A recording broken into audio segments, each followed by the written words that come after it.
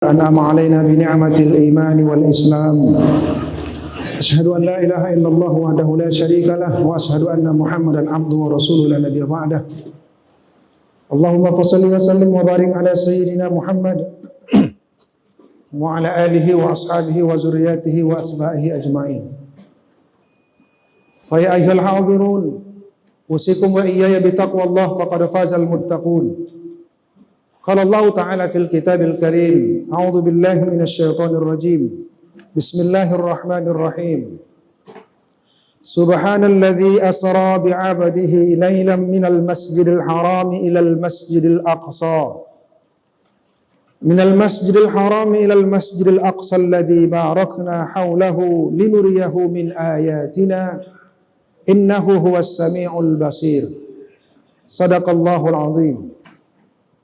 Maha suci Allah yang telah memperjalankan hambanya pada suatu malam dari Masjidil Haram ke Masjidil Aqsa yang telah kami berkahi sekelilingnya, agar kami perlihatkan kepadanya sebagian dari tanda-tanda kebesaran kami.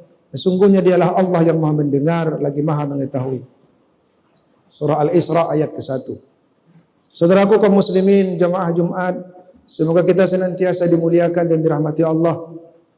Mari kita senantiasa berupaya untuk meningkatkan kualitas ketakwaan kita kepada Allah dengan mengoptimalkan segala kemampuan kita untuk menjalankan perintah-perintahnya, baik yang fardu maupun yang sunnah, dan menjauhi larangan-larangan Allah, baik yang haram, yang makruh, termasuk hal-hal yang subhat dalam kehidupan ini.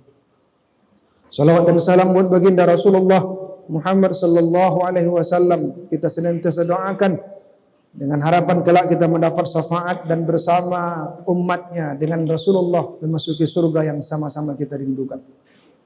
Saudaraku yang dimuliakan Allah, Jumat terakhir di bulan Rajab ini, tema khutbah kita adalah edukasi Isra Mi'raj. Peristiwa Isra Mi'raj banyak hikmah yang terkandung di dalamnya, termasuk nilai-nilai pendidikan yang mendidik kita sebagai hamba Allah agar senantiasa menjadi makhluk terbaik di muka bumi ini. Paling tidak ada 3 hal yang patut kita renungkan dalam khutbah yang relatif singkat ini. Yang pertama adalah Isra Mi'raj itu mendidik akidah umat. Kita tahu bahwa Isra Mi'raj adalah peristiwa luar biasa sebagai mukjizat yang diberikan Allah kepada Nabi Muhammad sallallahu alaihi wasallam, yang pada masa itu tentu orang tidak terpikir bagaimana manusia bisa secepat itu dalam satu malam dari Mekah ke Palestina, Masjidil Aqsa. Bahkan Rasulullah diperjalankan sampai ke langit 1 hingga ke 7 hingga ke Sidratil Muntaha. Ketika itu belum ada sains seperti sekarang, belum ada teknologi informasi, belum ada pesawat terbang dan lain sebagainya. Maka tentulah peristiwa Isra Mi'raj bukan hanya diterima oleh akal, tetapi ketika itu yang dibutuhkan adalah akidah umat, bahwa sesungguhnya Allah Subhanahu wa taala itu adalah Tuhan yang maha kuasa.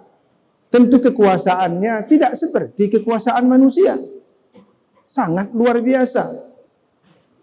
Dan itulah peristiwa Isra Mi'raj diungkap dalam surah Al-Isra tadi dengan didahului kata subhana. Dalam kajian tafsir disebutkan ketika ada ayat yang dimulai kata-kata subhana, maka informasi ayat tersebut adalah peristiwa yang sangat luar biasa. Kemudian subhana juga mengandung makna bahwa Allah Maha Suci dari segala hal-hal yang tak patut, apalagi hal-hal yang bersifat dusta. Maka peristiwa Isra Mi'raj adalah sebuah kebenaran hakiki yang meneguhkan keimanan kita dan akidah kita kepada Allah, bahwa Allah lah yang berkuasa di alam semesta ini, Allah lah yang menciptakan, dan semuanya berada dalam genggaman Allah, dan pada akhirnya akan binasa atas kehendak Allah Subhanahu wa taala. Ini sangat penting. Kenapa? Karena memang Rasulullah SAW juga pada periode Mekah lebih 12 tahun dia berjuang untuk mendidik akidah para sahabat-sahabatnya. Karena ini modal yang sangat penting dalam kehidupan ini. Kenapa ada orang bermaksiat? Kenapa ada orang terus-menerus mencuri, menipu dalam timbangan? Di saat diberikan amanah dia korupsi. Sebenarnya ini adalah potret orang-orang yang tidak memiliki akidah yang benar. Tidak yakin akan kekuasaan Allah. Dia tahu adanya Allah, tetapi dia tidak meyakini seluruh perintah Allah itu harus dia terapkan, harus dia laksanakan. Iblis juga tahu Allah itu ada, tetapi iblis tidak yakin akan keputusan Allah bahwa khalifah di muka bumi ini adalah Adam, bukan bangsa iblis itu sendiri. Maka keimanan tidak sekedar tahu, keimanan tidak sekedar yakin di hati, tetapi keimanan itu dibarengi dengan ketundukan seluruh jiwa raga kita, pikiran kita, perbuatan kita, perkataan kita sesuai dengan kehendak Allah Subhanahu wa taala. Maka orang-orang yang berakidah yang benar adalah orang-orang yang memperjuangkan kebenaran al-haq. Tetapi orang-orang yang akidahnya lemah, rapuh, atau hanya berpura-pura, dia akan menutup telinganya dari kebenaran, lisannya akan keluh untuk memperjuangkan kebenaran, bahkan ia menutup akalnya untuk menerima kebenaran itu. Itulah yang disinggung oleh Allah Subhanahu wa taala dalam surah Al-Anfal ayat 20 dan 22. Ya ayyuhalladzina amanu atiiullaha wa rasulahu wa la tawallau anhu wa antum tasma'un.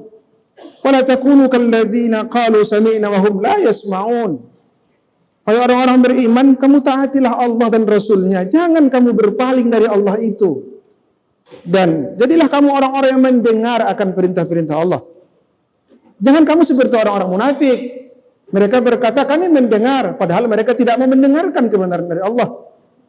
Inna sarat dawabba indallah as-summul bukmul ladzi la ya'qilun. Maka kata Allah, seburuk-buruk makhluk di muka bumi ini adalah makhluk yang bertelinga tapi dia tuli, tidak mendengarkan kebenaran dari Allah.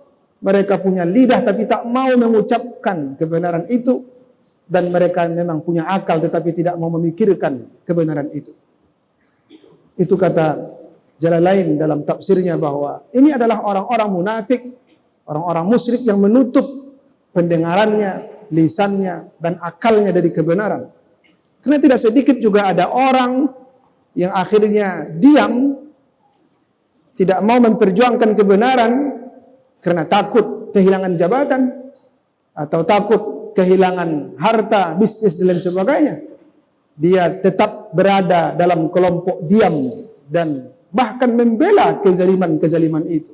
Maka ini bukanlah kelompok orang yang bertauhid, bukanlah orang-orang yang berakidah seperti yang diinginkan dalam kisah Isra Mi'raj ini. Saudaraku yang dimuliakan Allah, yang kedua adalah Isra Mi'raj mendidik kita untuk taat beribadah kepada Allah Subhanahu wa taala. Kita tahu bahwa ibadah yang paling penting sebagai tiang agama itu adalah salat. Dan salat itu diperintahkan Allah kepada Nabi Muhammad pada peristiwa Isra Mi'raj. Ibarat berjalan, kita berjalan ke negeri orang atau rekreasi atau apalah namanya, berkunjung ke daerah lain. Biasanya ketika kita pulang, kita akan membawa oleh-oleh untuk keluarga kita di kampung halaman. Rasulullah SAW diperjalankan Allah sampai ke Sidratul Muntaha. Allah memberikan semacam oleh-oleh. Itulah salat. Salat laksana kado istimewa dalam peristiwa Isra Mi'raj.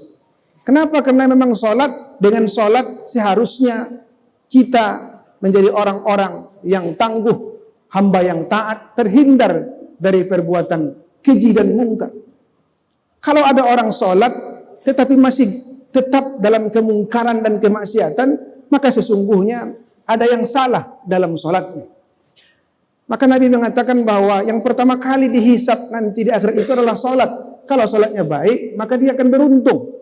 Tapi ketika salatnya kurang, rusak, maka dia akan celaka.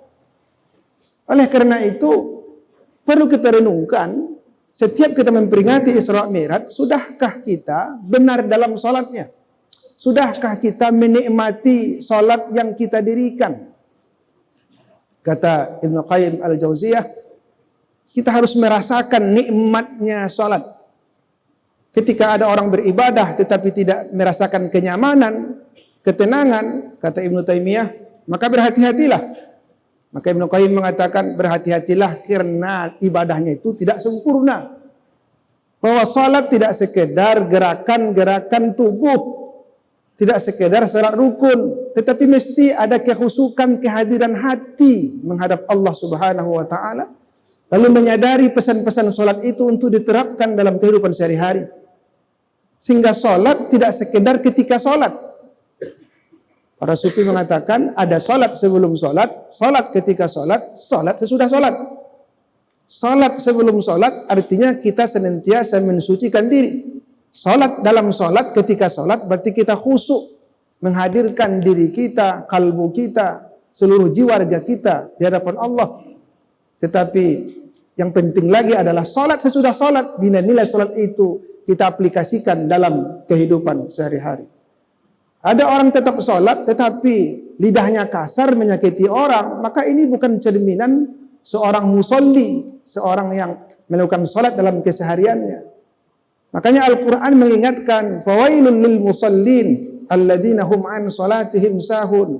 Celakalah orang-orang yang salat, dia memang mendirikan salat, melaksanakan salat, tetapi dia lalai an salatihim, dari salatnya. Bukan lalai fi salatihim, dalam salatnya, tapi yang celaka itu adalah mereka yang lalai dari salatnya. Artinya apa? Sesudah salat, nilai-nilai salat itu dia tidak terapkan dalam kesehariannya. Begitu kata Quraisyab dalam tafsir Al-Misbah. Oleh karena itu, sadarilah pesan-pesan yang luar biasa di dalam salat itu. Salat dimulai dengan gerakan takbir, Allahu Akbar, maka Allah yang Maha Besar. Maka sesudah salat kita tidak boleh sombong dan angkuh di hadapan orang lain. Dalam salat kita berikrar, iyyaka na'budu wa iyyaka nasta'in. Hanya kepada Engkau ya Allah aku menyembah. Maka itu sesudah salat kita juga tetap konsisten hanya menyembah Allah. Bukan hidup ini berjuang untuk meraih jabatan, untuk mengumpulkan harta benda, sikat kiri, sikut kanan, mempertahankan diri, hanya mempermainkan agama untuk mencapai kekuasaan atau kekayaan. Tak relevan dengan ikrar iyyaka na'budu wa iyyaka nasta'in, hanya kepada Allah kami meminta tolong. Maka sesudah salat pun demikian, tercermin dalam kehidupannya. Dia tidak akan menghalalkan segala cara untuk memenuhi keinginannya, karena dia yakin bahwa hanya Allah yang menolong dia. Bahkan salat ditutup dengan salam, assalamualaikum. Maka sesudah salat juga dia selalu hadir di tengah-tengah masyarakat, hadir di lingkungan sekitarnya, menyelamatkan. Bukan membuat orang gaduh, membuat orang was-was, membuat orang merasa terancam dengan kehadiran dia. Maka lisannya senantiasa mengucapkan hal-hal yang menyejukkan dan menyelamatkan. Begitulah seharusnya salat itu. Oleh karena itu, apalagi kita yang sudah lahir dan besar dari keluarga muslim, janganlah lagi kita mempersoalkan ada di antara kita yang masih tidak melaksanakan salat. Kadang salat, kadang tidak. Tapi seharusnya kita sekarang berpikir, bagaimana salat saya khusyuk atau tidak? Bagaimana pengaruh salat saya terhadap perilaku saya sehari-hari? Dan kemudian pastikan, apalagi kita sebagai laki-laki, sebagai suami, sebagai ayah, kepala keluarga, pastikan bahwa istri kita, anak-anak kita, keluarga kita juga orang-orang yang mendirikan salat. Karena itu adalah perintah Allah. Wa'mur ahlaka bis-shalah. Perintahkan keluargamu untuk salat. Jangan biarkan anak-anak kita tidak mendirikan salat. Karena perbedaan antara seorang mukmin, seorang muslim dengan orang-orang kafir adalah salatnya. Tentulah lagi-lagi tidak sekedar melaksanakan, tapi bagaimana kita meningkatkan kualitas salat itu sehingga dia khusyuk dalam salatnya dan berpengaruh dalam kehidupannya. Itu yang diajarkan oleh Rasulullah SAW. Dan yang terakhir adalah Isra Mi'raj. Ini mendidik kita untuk berakhlak yang baik. Kita tahu bahwa perjalanan Isra Mi'raj itu Nabi Muhammad SAW juga diperlihatkan bagaimana gambaran kondisi surga dan neraka.